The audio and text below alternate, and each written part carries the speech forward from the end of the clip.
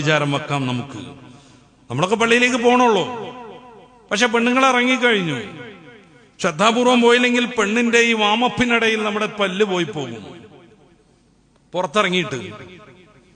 എന്നിട്ട് പലയിടങ്ങളിലും പല ലക്ഷ്യങ്ങളോടുകൂടെ ഈ ട്രെയിനർമാർ പ്രവർത്തിക്കുന്നു. അതിൽ വിദേഹത്തുണ്ട്, മറ്റു പലതുമുണ്ട്. അങ്ങനെ പെണ്ണുങ്ങൾക്കൊക്കെ അവരോടൊരു പ്രത്യേകമായ അനുകമ്പ വരുന്നു. നമ്മുടെ മാഷ് എന്നുള്ളൊരു സിമ്പതിയിലേക്ക് അവരെത്തുന്നു. മാഷ് പതിയെ പതിയെ പതിയെ അവന്റെ ഉള്ളിലുള്ള ആദർശം ഈ പെണ്ണുങ്ങളിൽ ഇഞ്ചക്ട് ചെയ്യുന്നു. അതിനൊക്കെ പുറമെ ഈ വലിയ വലിയ പെണ്ണുങ്ങൾ ഇറങ്ങിയിട്ട് ചാടിക്കളിച്ച് അതിന്റെ വീഡിയോ എടുത്ത് പ്രദർശിപ്പിക്കുന്നു. അപ്പുറത്താണുങ്ങൾ, ഇപ്പുറത്ത് പെണ്ണുങ്ങളും, അപ്പുറത്താണുങ്ങളും ഇപ്പുറത്ത് പെണ്ണുങ്ങളും. എന്തേ ശാരീരികമായ എക്സസൈസ് പറ്റൂലേ? പറ്റും, ഒരു സംശയമല്ല. ജീവിതശൈലി രോഗങ്ങൾ കൂടല്ലേ? അപ്പൊ എന്തായാലും ഇങ്ങനത്തെ കുറെ സംഗതികളൊക്കെ വേണം, അതിലും തർക്കല്ല. പക്ഷെ എങ്ങനെയാവണം? അന്യപുരുഷൻ ഇങ്ങനെ കോച്ച് ചെയ്തിട്ട് മൂപ്പരാള് വന്നിട്ട് കൈ അങ്ങോട്ട് വെച്ചിട്ട് ഇങ്ങോട്ട് വെച്ചിട്ട് ചാടി തുള്ളി കളിച്ചിട്ട് അതിന്റെ വീഡിയോ എടുത്തിട്ട് അങ്ങനെയാണോ ശരീരം ആരോഗ്യം ഉണ്ടാക്കേണ്ടത്? എന്താ ഈ ചാട്ടം വീട്ടിൽ നിന്ന് നടത്തിക്കൂടെ? വീട്ടിലുള്ളവർക്കൊക്കെ പാടെ കൂടിക്കൂടെ? എക്സസൈസ് ആണല്ലോ വേണ്ടത്, ശാരീരിക അധ്വാനം. വെള്ളം കോരാൻ പറ്റുന്നുണ്ടോ ആർക്കെങ്കിലും? ഇല്ല. അരക്കുന്നുണ്ടോ ആരെങ്കിലും? ഇല്ല. അടിച്ചു വാരുന്നുണ്ടോ? അതുമില്ല. അലക്കുന്നുണ്ടോ? ഇല്ല. സ്വിച്ചിട്ട് പോന്നാൽ ഉണങ്ങിയിട്ട് കിട്ടും. പിന്നെ പലതും കഴിച്ചുകൊണ്ട് ഇങ്ങനെ ഫോണിൽ തന്നെ ഇരിക്കുക. എന്നിട്ട് ഇതൊന്ന് കുറക്കാൻ വേണ്ടിയിട്ട് പുറത്തിറങ്ങി ചാടി തുള്ളി കളിക്കുക. ഒരു 10-50 റക്അത്ത് തഹജ്ജുദ് നിസ്കരിച്ചാൽ എങ്ങനെ ഉണ്ടാവും? ഒരു 4 മണിക്ക് എണീക്കുക, ഒരു 3 മണിക്ക് എഴുന്നേൽക്കുക, എന്നിട്ട് അങ്ങനെ തഹജ്ജുദ് നിസ്കരിക്കുക. ചില വിദേശ കോച്ചുകളൊക്കെ അറേബ്യൻ നാടുകളുടെ ചില ക്ലബ്ബുകളെ പരിശീലിപ്പിക്കാൻ വന്നിട്ട് കളിക്കാര് നിസ്കരിക്കുന്നത് കണ്ടപ്പോ ഇതിനപ്പുറം ഒരു ഫിസിക്കൽ ട്രെയിനിങ് വേണ്ട എന്ന് തീരുമാനിച്ച് അൽവത്തൻ പോലെയുള്ള പത്രങ്ങളിൽ ലേഖനം എഴുതിയത് വായിച്ചിട്ടുണ്ട്. അർജന്റീനക്കാരൻ ഒരു കോച്ച് വന്നിട്ട് സൗദിയിലെ മറ്റൊരു ക്ലബ്ബ്, ആ ക്ലബിനെ പരിശീലിപ്പിച്ചപ്പോ മരുബിയായപ്പോ അവരൊക്കെ കൂടെ നിസ്കരിക്കാൻ നിന്നപ്പോ അയാള് ഇതിനപ്പുറം ഒരു ഫിസിക്കൽ ട്രെയിനിങ് വേണ്ട, ശീർഷാസനം എന്ന് പറയുന്ന ഒരു പ്രത്യേകമായ ഒരു എക്സസൈസ് ഉണ്ട്, ഇതിലൊക്കെ ഉണ്ടാവും ഫിസിക്കൽ ട്രെയിനിങ് ഒക്കെ നേടിയ ആളുകൾ. അതുകൊണ്ട് കുറെ ഗുണങ്ങൾ കിട്ടുന്ന പറയുന്നത്. പക്ഷെ അറ്റാക്ക് ഉണ്ടെങ്കിൽ, അതുപോലത്തെ വല്ല രോഗസാധ്യതയുണ്ടെങ്കിൽ, ബ്ലഡ് പ്രഷർ ഉണ്ടെങ്കിൽ ചിലപ്പോൾ അതുകൊണ്ട് അടിച്ചു പോകും. അത്തരം ആളുകൾക്കും സുജൂദ് അതിന്റെ അതേ ഫലം നൽകുന്ന തീരെ അപകട സാധ്യതയില്ലാത്തൊരു എക്സസൈസ് ആണ്. അതിനു വേണ്ടിയാണ് സുജൂദ് ചെയ്യണം എന്നല്ല ഞാൻ പറയണത്.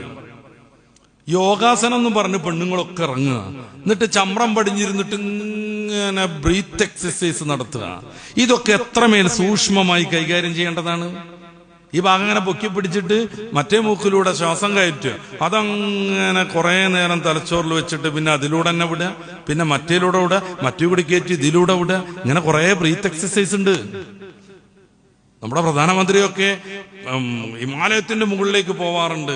ആരും ഇല്ലാത്തടത്ത് വെച്ചിട്ട് ഇത് ചെയ്യാൻ വേണ്ടി 600 ക്യാമറാമാൻമാരുണ്ടാകും, 5-6 വലിയ ബസ്സിൽ പട്ടാളക്കാരുണ്ടാവും, കുറെ സ്റ്റാഫൊക്കെ ഉണ്ടാവും.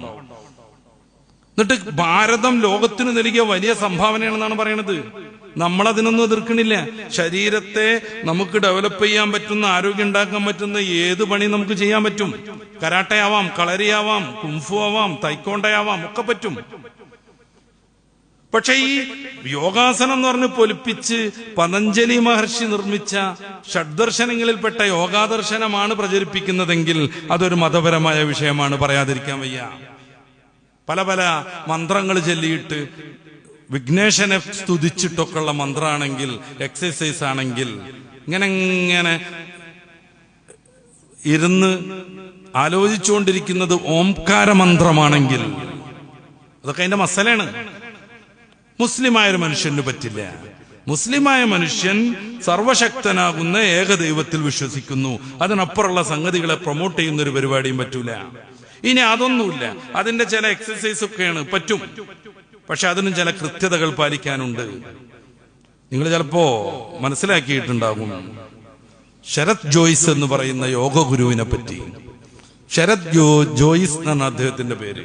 അദ്ദേഹത്തിന്റെ അച്ഛൻ വലിയ യോഗ ഗുരുവായിരുന്നു. ലോകപ്രസിദ്ധനാണ് ഈ മനുഷ്യൻ. അയാൾ രാഷ്ട്രങ്ങളിൽ നിന്ന് രാഷ്ട്രങ്ങളിലേക്ക് പറന്നുകൊണ്ടിരിക്കുകയായിരിക്കും. 4 ദിവസം ഇംഗ്ലണ്ടിൽ, 4 ദിവസം അമേരിക്കയിൽ, 4 ദിവസം കാനഡയിൽ.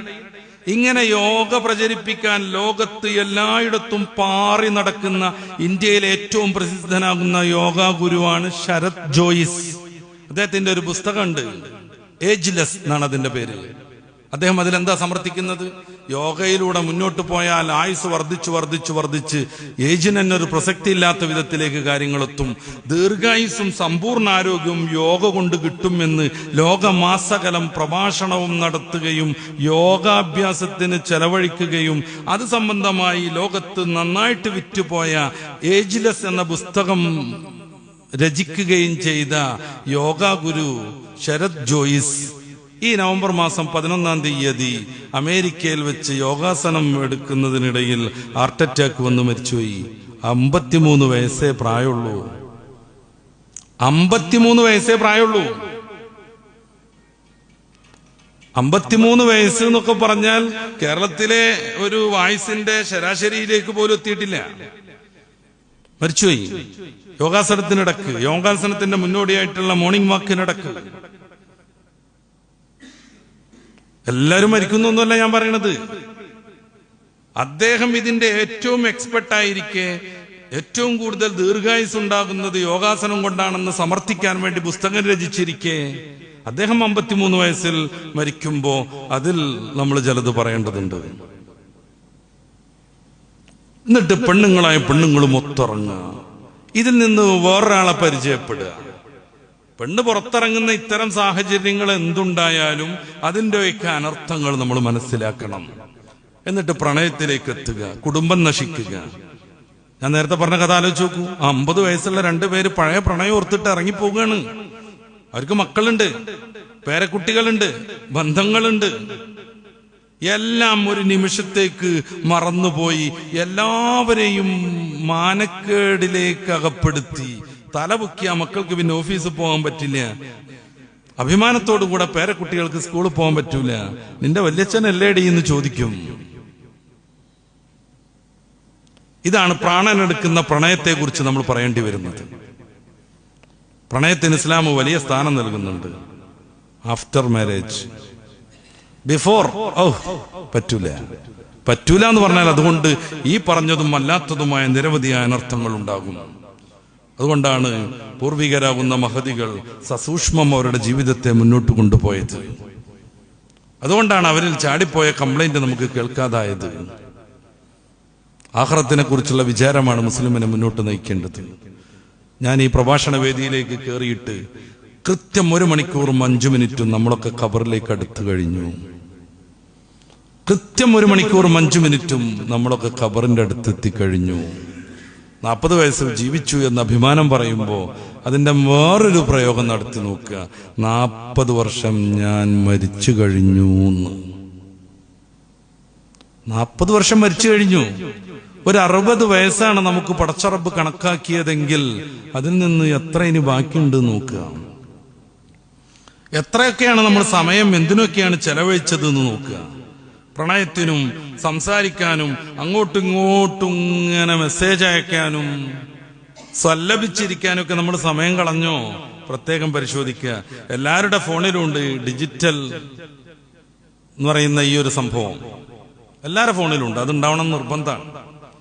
ഒരു ദിവസം നമ്മൾ എന്തൊക്കെ ചെയ്തു ഇതിൽ എന്നുള്ളത് കൃത്യമായിട്ട് ഇതിൽ കാണും. എത്ര മണിക്കൂർ നമ്മളിത് ഉപയോഗിച്ചു, എത്ര മണിക്കൂർ ഉപയോഗിക്കുമ്പോ ഫേസ്ബുക്കിന് എത്ര, ഫോൺ വിളിക്കാൻ എത്ര, ഗൂഗിൾ പരിശോധിക്കാൻ എത്ര, വാട്സപ്പിന് എത്ര ടൈം, കോൾ ചെയ്യാൻ എത്ര ടൈം, ഇതൊക്കെ കൃത്യമായി ഇതിൽ നിന്ന് മനസ്സിലാക്കാൻ പറ്റും. ഇത് ഒന്നുകൂടെ നെക്കിയിട്ടുണ്ടെങ്കിൽ ഈ ആഴ്ചയിൽ മൊത്തം നമ്മുടെ എത്ര സമയം ഇതിനൊക്കെ വേണ്ടി ചെലവഴിച്ചു എന്നുള്ളതിന്റെ ഗ്രാഫിക് കിട്ടും.